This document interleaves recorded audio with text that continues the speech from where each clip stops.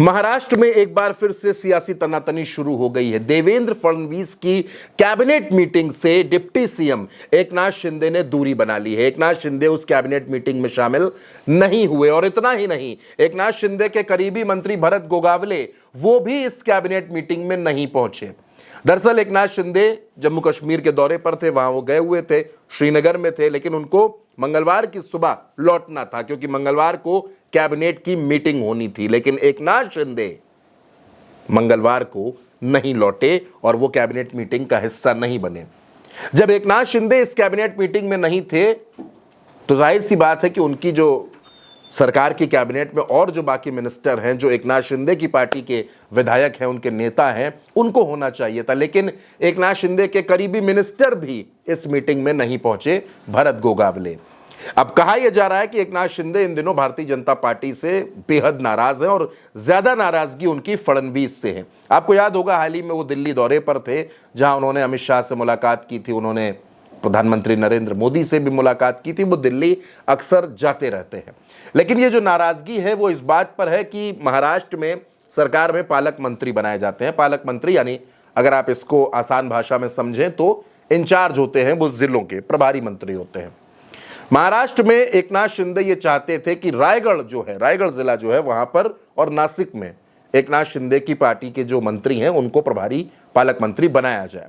रायगढ़ में वो चाहते थे कि भरत गोगावले प्रभारी मंत्री बनाए जाएं, लेकिन भरत गोगावले की जगह वहां पर अदिति तटकरे को पालक मंत्री बना दिया गया।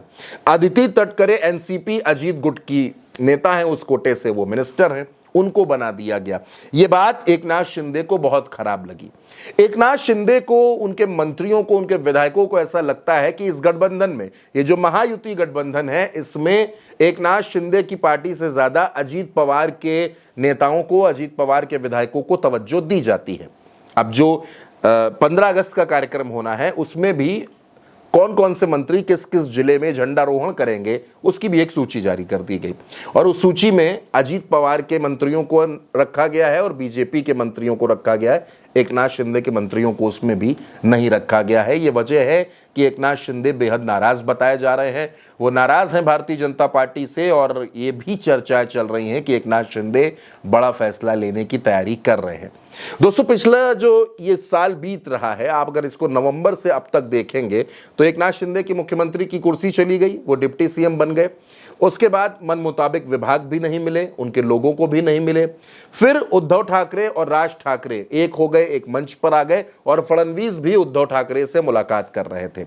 ये तमाम बातें एकनाथ शिंदे को बहुत चुभ रही थी, बहुत परेशान कर रही थी। वो नाराज थे, बार बार दिल्ली जाते थे, अपनी बात कहते थे, अपनी नाराजगी जाहिर करते थे, लेकिन कोई भी एक नतीजा इन मुलाकातों से नहीं निकल रहा था।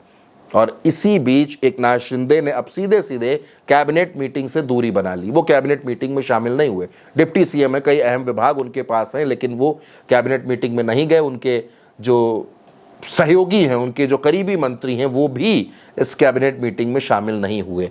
अब महाराष्ट्र की राजनीति में इस बात की चर्चा चल रही है कि क्या एकनाथ शिंदे कोई बड़ा कदम उठा लेंगे। और एकनाथ शिंदे अगर बड़ा कदम उठाते हैं दोस्तों, अगर वो एनडीए का साथ छोड़ देते हैं तो सरकार की सेहत पर कोई फर्क नहीं पड़ता। महाराष्ट्र में कोई फर्क नहीं पड़ता। अजीत पवार और देवेंद्र फडणवीस, ये दो मिलकर इतना संख्या इनके पास है कि ये सरकार चला लेंगे।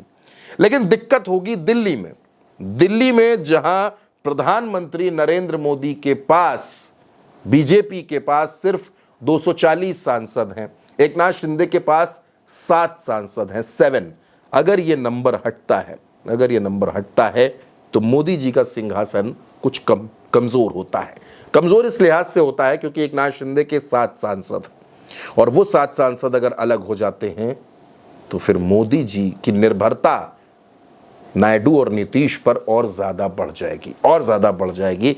इस वजह से एकनाथ शिंदे इंपॉर्टेंट किरदार माने जा रहे हैं। लेकिन अगर एकनाथ शिंदे कोई बड़ा फैसला लेते हैं, कोई कदम उठाते हैं, तो नुकसान भारतीय जनता पार्टी को उठाना पड़ेगा। दोस्तों, आप क्या सोचते हैं इस पर? आप अपनी राय कमेंट बॉक्स में हमें जरूर बताइएगा और उल्टा चश्मा यूसी को सब्सक्राइब करना बिल्कुल मत भूलिएगा। नमस्कार।